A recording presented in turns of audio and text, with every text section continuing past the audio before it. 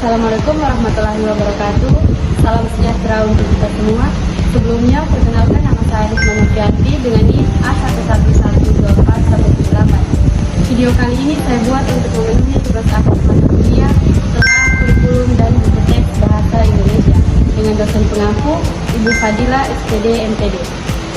Nah, di video kali ini kita akan membahas tentang kurikulum adalah tulang punggung pendidikan. Tanpa kurikulum yang baik, proses belajar mengajar akan kehilangan arah. Nah, di video kali ini kita akan membahas lebih ringkas dan analisis mengenai model, pendekatan, dan evaluasi kurikulum serta hubungannya dengan perkembangan kurikulum nasional kita dari tahun 1949 sampai dengan 2013. Esensi kurikulum. Kurikulum adalah rencana terstruktur berisi tujuan, isi, metode, dan evaluasi pembelajaran yang memandu interaksi guru dan siswa untuk mencapai tujuan pendidikan, mencakup apa materi, bagaimana metode, dan kapan waktu atau urutan belajar, serta menjadi pedoman utama bagi lembaga pendidikan untuk membentuk peserta didik yang kompeten. Komponen utama yang pertama ada tujuan, yaitu target yang ingin dicapai, baik tujuan nasional, institusional, maupun instruksional. Yang kedua, isi materi, mencakup pengetahuan, keterampilan, dan sikap yang akan disampaikan. Ketiga, metode atau strategi, atau cara, pendekatan yang digunakan dalam proses pembelajaran. Yang keempat, evaluasi, proses untuk mengukur pencapaian tujuan dan efektivitas seluruh komponen lainnya. Adapun prinsip dan pendekatan pengembangan kurikulum. Prinsip pengembangan.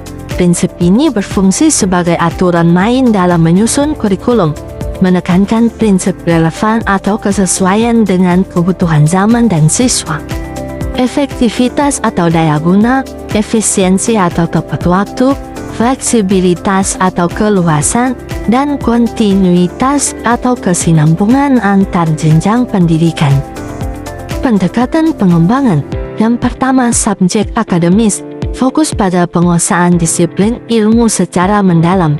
Yang kedua, humanistik, berpusat pada potensi, minat, dan perkembangan pribadi siswa. Yang ketiga, teknologis, menekankan efisiensi pada pengguna teknologi atau media pembelajaran yang terstruktur.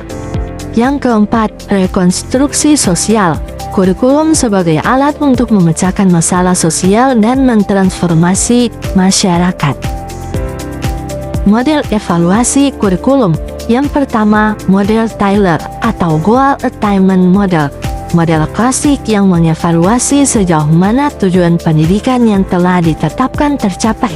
Yang kedua, model Survivum CIPP Model. Model komprehensif yang mengevaluasi konteks, masukan, proses, dan produk untuk membantu pengambilan keputusan. Yang ketiga, model STEC atau Responsive Evaluation Model. Model yang lebih luas, fokus pada deskripsi dan pertimbangan daripada pemangku kepentingan terhadap program kurikulum. Rotan terhadap perubahan kurikulum nasional 1947 sampai dengan 2013. Fokus awal 1947 sampai dengan 1960-an, penekanan pada penguatan nasionalisme pasca kemerdekaan. Era Orde Baru 1970-an sampai dengan 1990-an, kurikulum 1975 dan 1984 fokus pada pencapaian tujuan interaksional yang rinci dan penyeragaman mutu. Era reformasi pasca 1998, munculnya kurikulum berbasis kompetensi atau KBK dan KTSP, kurikulum tingkat satuan pendidikan yang menekankan otonomi. Dan kurikulum 2013 menekankan pendekatan saintifik, pembelajaran tematik terpadu, dan penilaian otentik yang mencakup aspek sikap, pengetahuan, dan keterampilan secara seimbang.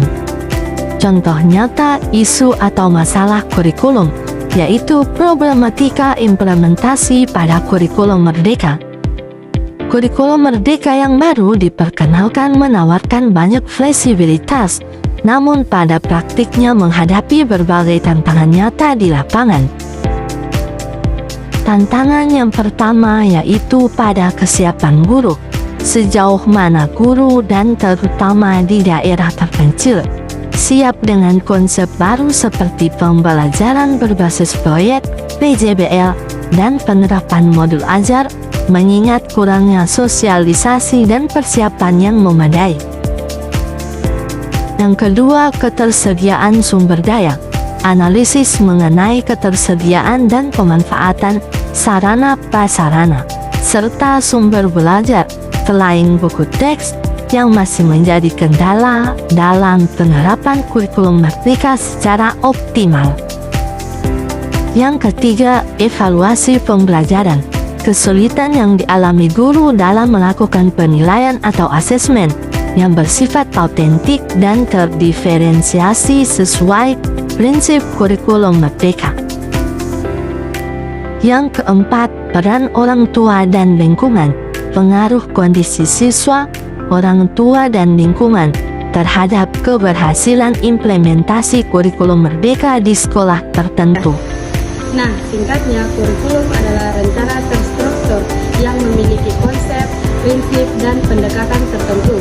Evaluasi juga berperan penting untuk memperbaikinya.